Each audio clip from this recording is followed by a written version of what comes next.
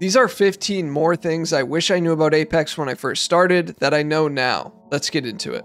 Number 1. Ranked wasn't important to play until I got the experience and reps in of just fighting over and over in pubs. See, I think way too many people start ranked without knowing a lot of the basics in Apex. They then proceed to get stuck in bronze, silver, or gold and can't seem to figure out what's missing. Generally, what's missing is a ton of the small details that weren't seen and experienced enough while playing pubs. Now, you can obviously get reps in during ranked, but it's going to be a different environment and generally will have a different playstyle that might wind up making the reps you get much slower. I think Apex could benefit from increasing the level cap that you need to hit in order to go and play ranked, and this would obviously help with smurfing, but it also could just be a good thing for newer players. Number 2, solo queuing is hard, like really hard. Not always, but definitely the majority of the time. And it's not just because you're playing with two randoms who may or may not be up to your skill level, but it's also because Apex requires a certain level of synergy amongst your team in order to be successful. Having teammates that aren't on the same page or as the same skill as you is going to be very difficult, especially as you go against opposition that is much more coordinated or even more skillful than you. If you get the opportunity and you can play with someone who's better than you, really try to take that in and learn things from them. They're definitely going to be playing the game at a different speed than you, but there's a lot to learn from that as you're trying to progress. But also on the flip side, if your goal is to improve and you're playing with some people who may be holding you back, then don't be afraid to try and find some different teammates that align more with your goals. Number 3, camping was not going to help me improve. Camping is good for games that have a low time to kill. The element of surprise can hold much more depth and weight in those moments. But in Apex, well, Apex has a long time to kill, and it'll usually take a lot of damage to then get a kill, so camping is not going to be the move. Now, that doesn't mean holding a position isn't the move, but more on that later. Number 4, in the first video, I discussed how to drop and the importance of that. But in this video, I want to stress the importance of learning how to hot drop. Now, trust me when I say this, but this whole topic could deserve an entire video, and maybe I'll make that one day. But anyways, if you're going to hot drop, learn to see the strategies behind it. If you're just dropping into a building with 6 other teams, you probably aren't thinking a whole lot. You obviously want to begin free looking as soon as you're in the ship to see where the traffic is flowing to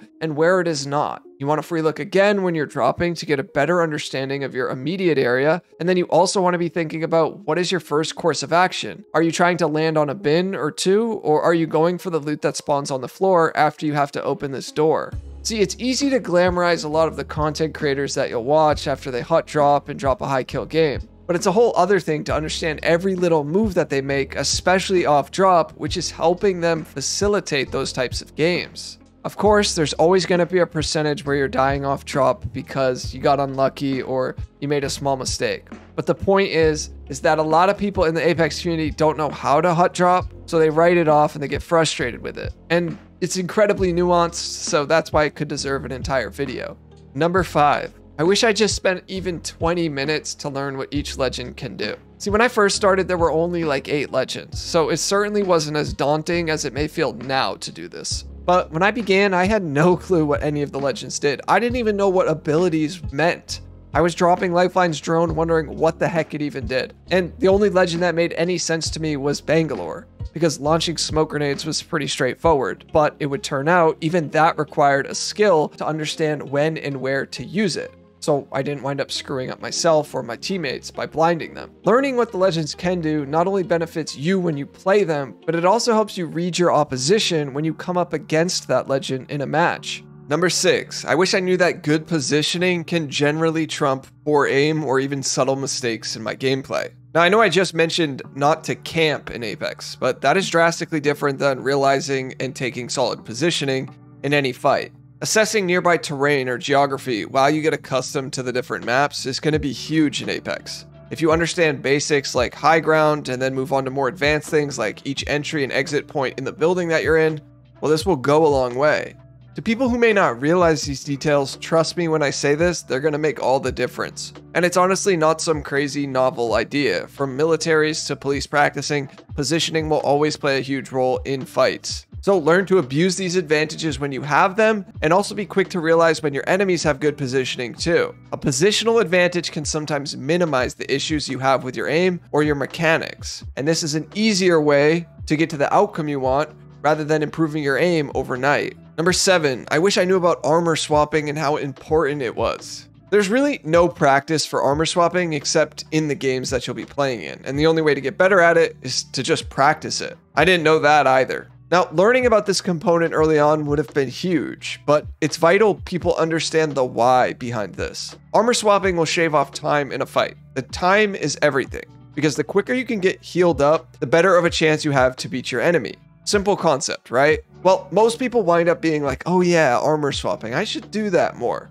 But then a lot of people just don't remember to do it when the opportunity is right there in front of them. They forget that the guy that they just killed, who had a blue armor, is sitting right there in the death box and they have access to it. They don't remember where they just downed someone or what armor that player was on, and so they elect to then just heal. Maybe they don't have a battery, so they're stuck popping 3 or 4 shield cells, which is either 9 to 12 seconds. Well, the third party may not patiently wait for you to fully heal. You have to be aware of these things. And if you can armor swap, well, take advantage of it. The point here is it's more than just remembering to armor swap. It's kind of keeping track of every little move that happened before you got to that point. What armor did that guy have that you just knocked? Where is his death box? Does he have teammates that have nearby death boxes too? What's the closest death box to you? Is it in line of sight of the enemy that's approaching? All of these factors need your consideration when learning and improving armor swapping. But this concept is very rewarding because there's a huge skill gap in it. Number 8. I wish I knew what legends fit a specific playstyle. Now, luckily in Season 16, they revamped this to make it way more digestible for newer players so that they could explain the differences between each legend class. But back when I started and up until just a few months ago, it's been pretty vague. I mean, sure, you could put together that Pathfinder and Octane were movement legends, but it still wasn't as clear as to what that meant for your role on the team.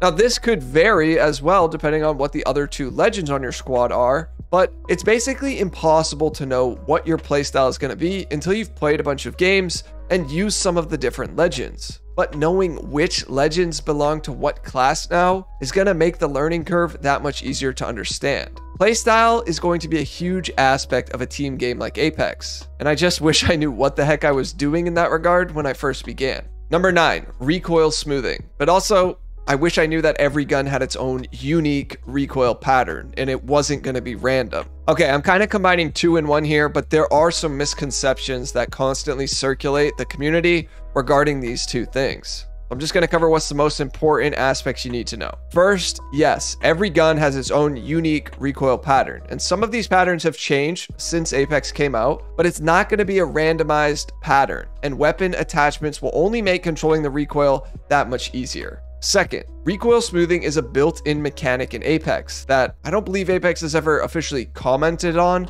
so as far as we know, they didn't even make this with intention, but anyways, I digress. And basically what it is if you're moving or strafing while ADSing your weapon and firing, your recoil can be severely or just flat out minimized within a certain distance to your target. Now, this isn't going to work if you're like 60 plus meters away from your enemy. This concept also works on either input, mouse and keyboard, or controller. It works for PC, it works for console. But lastly, the thing you want to know is some people will say that you don't need to get used to the recoil of the weapons because recoil smoothing makes it so that it doesn't even matter what the weapon's recoil is. And I gotta disagree here. Understanding the recoil patterns of each weapon will only help you. Recoil smoothing isn't gonna eliminate all the recoil all the time. It will minimize it in the right instances, but it's still going to be important that you get used to all of the weapon's recoil patterns, or at least the weapons you're going to use the most, because you may not always be strafing left to right or moving wide right while aiming left and incorporating recoil smoothing. If you get up close, sure, you'll be practicing it more and you'll be realizing, wow, my horizontal recoil wasn't really there because I was moving and shooting, and that's going to be great. But there are going to be other instances where you're standing still because you're trying to track somebody who's just running and not shooting you,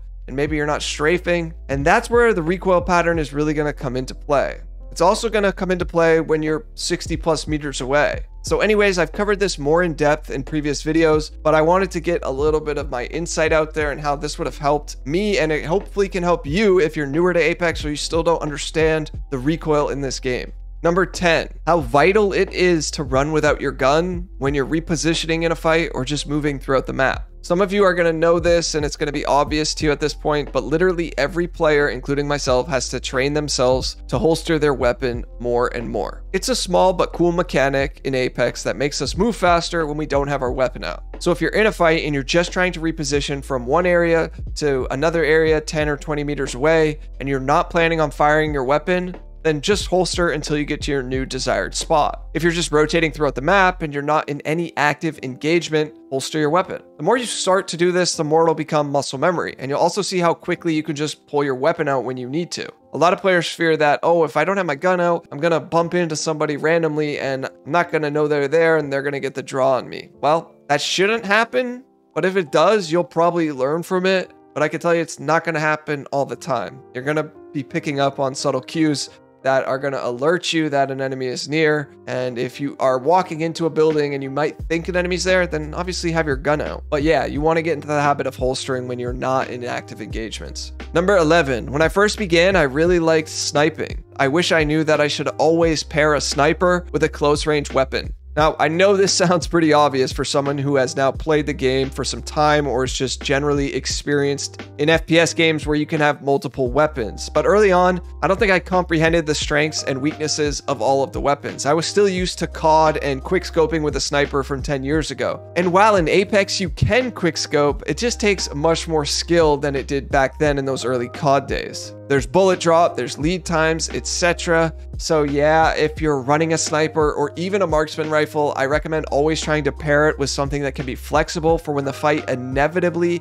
ends up in close range combat. Also, I'm going to throw in a bonus thing here. Most of the time, you will get a knock first, and then you have to thirst that enemy in order to get the kill. So this also incentivizes a weapon that is useful in close range combat. Number 12, I wish I knew how good the hip firing in Apex was. Hip firing was not something I was used to, and this could have helped me out and break the habit of always trying to aim down my sights when I got close to a target. Hip firing allows for a faster strafe speed in Apex in turn for a wider bullet spread, but with most guns, it was very accurate. However, now fast forwarding to Season 16, it still can be good for some weapons, but it's definitely a shell of what it used to be. You're going to want a purple laser sight on your SMG, and you're going to want to be close up. If you're using an LMG or an assault rifle, it can still be decent depending on what weapon you have, but most likely you're going to have to be very close up to your opponent and be ready for a much wider bullet spread. I don't know why they changed the hip fire the last few seasons, but I guess we're just going to have to accept it because it doesn't seem like they're going to backtrack on it anytime soon.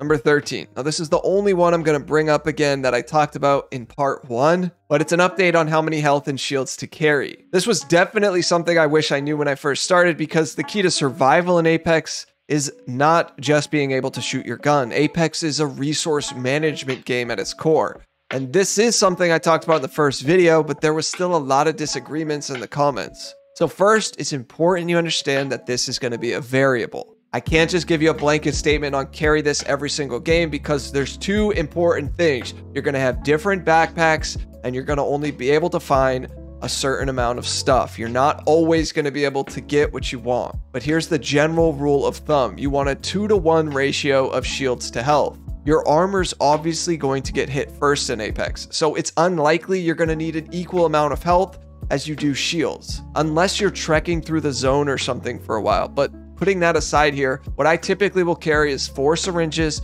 2 medkits, 8 to 12 shield cells, and 2 to 4 shield batteries. I will carry more shield batteries if I can find them, and if I'm carrying something like 4 batteries, then I'm most likely only carrying 8 shield cells. Some people in the comments would say they're only carrying 4 shield cells and anything more than that is too much, and that's just wrong, okay?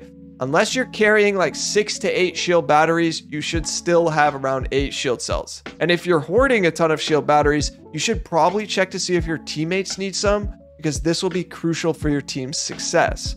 Trust me. If you have 4 syringes and 2 medkits, and you compare that to 8 shield cells and 4 batteries, well, you're going to have 4 slots for shields and 2 slots for health. And that is a 2-to-1 ratio of shields to health. Number 14, that I didn't need to main one legend. I think there's such an attachment to who do you main these days, and it never resonated with me. And I swear it's also the most common question an Apex creator will get. Who should I main? please do not feel like you need to main one legend. Try them all, or don't, but at least see what abilities resonate with you the most. If you're anything like me, that might change week to week. But if you're gonna play the game a lot, playing all of the legends is not only a good way to keep the game fresh and innovative, but it's also gonna certainly improve you and your game sense. Number 15, I wish I understood how powerful the pinging system is. I've mentioned this in previous videos, but this feature for players who do and do not communicate vocally is huge.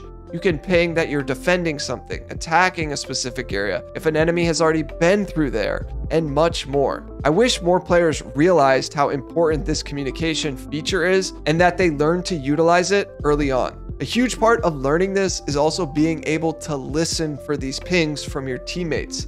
This will be extremely helpful while you're solo queuing. Now, pinging is never going to tell the full story, but it's still really good, and I encourage you to learn it and use it.